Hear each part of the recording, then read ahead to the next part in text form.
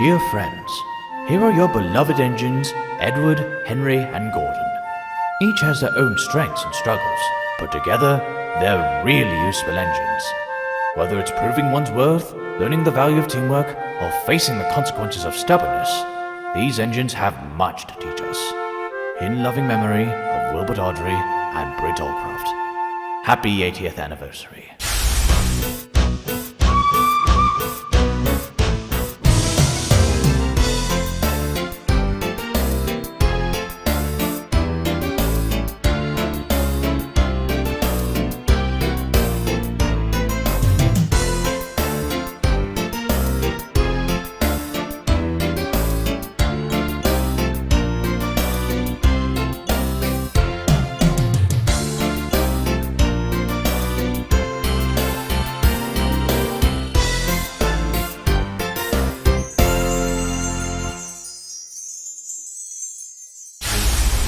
Henry to the rescue.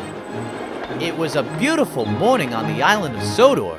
Gordon was rushing down the island, pulling the express. There were many heavy coaches, full of important people like Sir Topham Hatt, the controller of the railway. Gordon always pulled the express. He was proud of being the only engine strong enough to do so. He was seeing how fast he could go. Then, up ahead, he could see the tunnel, the very same where Henry was shut. I'll whistle at Henry and rush through and out to the open again. And he was almost there when he was in a cloud of steam and began to slow down.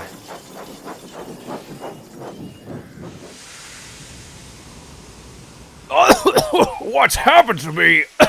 I feel so weak. You burst your safety valve, said the driver. You can't pull the train anymore. Bother, said Gordon. We were going so nicely, too. And look, there's Henry laughing at me. Everyone got out and came to see Gordon. Humph, said Sir Topham Hatt. These big engines are always causing confusion and delay. Send for another engine at once. While the god went to call an engine, they uncoupled Gordon from his coaches and ran him on a siding out of the way. The only engine left in the shed was Edward. "I'll come and try," he said. Later, Gordon saw him coming. That's no use. Edward can't pull the train. Edward backed down to the coaches, and he began to pull.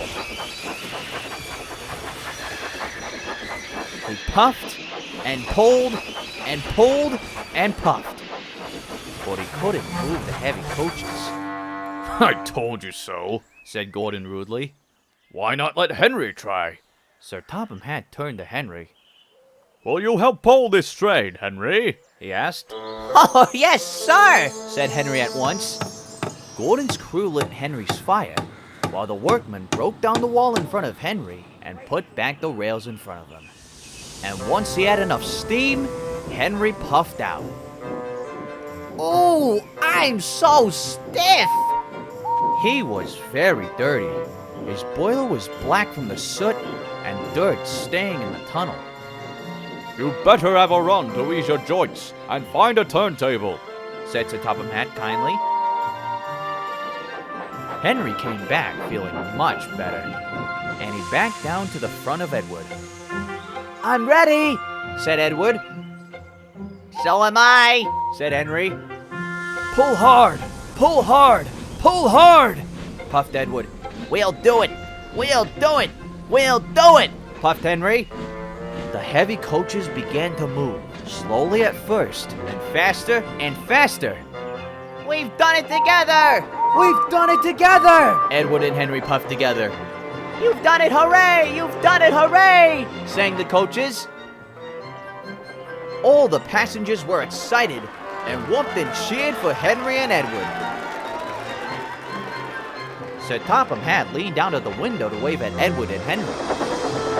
But the train was going so fast that his hat blew off. And a goat ate it for his lunch.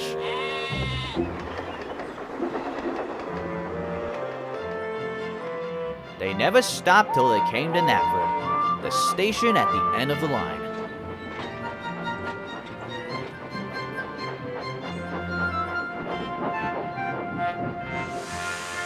The passengers all got out and said, "Thank you, Edward and Henry." And Sir Topham had promised Henry a new coat of paint. Now, Henry, would you like to be blue and red? He asked. "Oh, yes, please," said Henry. "Then I'll be just like Edward." On the way home, Edward and Henry helped Gordon back to Tidmouth Sheds. At the sheds, Henry got himself a new coat of paint. He felt very proud of his blue paint with red stripes. On that day, the three engines became the greatest of friends.